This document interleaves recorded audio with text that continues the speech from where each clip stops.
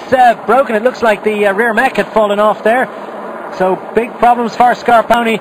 And that crash is a long way for the last 3 kilometres as Visconti comes around and encounters a Blanco rider attempting to get himself back up and going. So it's good news for Luca Paolini. You think this could well help him and aid him towards success, but bad news for one of the GC contenders, Michele Scarponi.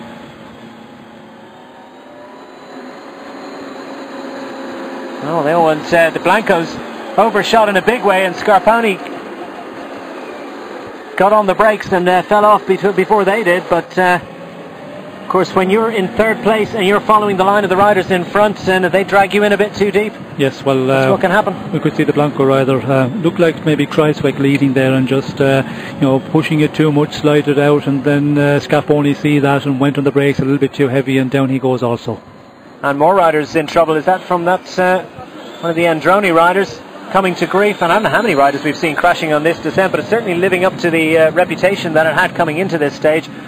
Tight, twisty, and very, very treacherous. And remember, these roads were wet up until a couple of hours ago, and luckily the hot afternoon sunshine has managed to burn them dry, because it'd be absolute carnage out here, I can tell you, if it was not for this.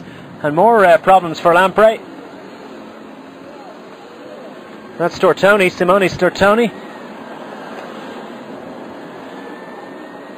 Manages to click in and get going, but his chances of any sort of a decent result are done. I think he was behind anyway. Don't think he was involved in that lead group. A man who certainly was Luca Paolini, racing towards glory in Marina di Assia. Will he be able to hang on? He steals a little look behind him,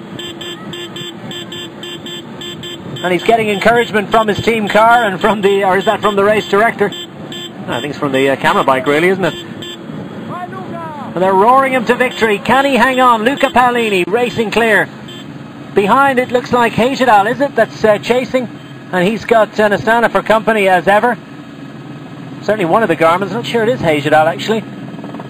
Yes, it is Hejidal. No, it is Hejidal now. Is there an opportunity perhaps for Nibali to grab a couple of seconds? Tell you who's conspicuous by his absence from the front of this group at the moment is Bradley Wiggins.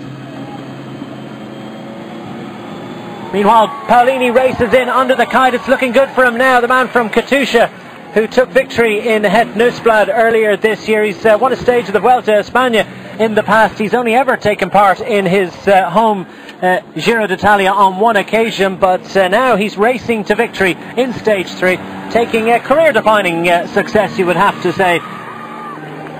Strong all day. He managed to stay up front in the mountains, was ever vigilant with all the attacks from rider Hejidal and the other riders from the leading group. He has a little look behind. He's inside the last 500 metres, clicking through the gears and looking down to try and just make sure that he concentrates and makes it all the way to the line. But he's got time to zip up his jersey and contemplates the value of this success as they're racing hard behind him. And Hejidal's involved in the thick of the fight. Remember, there's 12 seconds and 8 seconds for second and third across the line, and they'll be fighting for every possible second they can get, as Paolini will look behind all the way to the line. You could just ride it a little bit harder. Now there's a little bit of a stall as they have a think about it, coming up to this final corner. And Paolini should be pushing on, because he's only at 19 seconds in general classification, and looking around here, there's an opportunity for is he giving up a chance to wear the Maglia Rosa? Well, he has given up the chance. For the last 400 or 500 metres he's been looking about. He should have pushed on, because with the bonus and the advantage he will have. Paolini takes victory in stage 3 of the Giro d'Italia 2013. Who's going to make it in second place? It's a sprint of non-sprinters, you would expect. Is this Cadel Evans that's coming out with it? Cadel Evans with a very, very useful 12 seconds time bonus. Rider Hejidal gets the 8 seconds, and that's pretty useful again in their battle against Bradley Wiggins.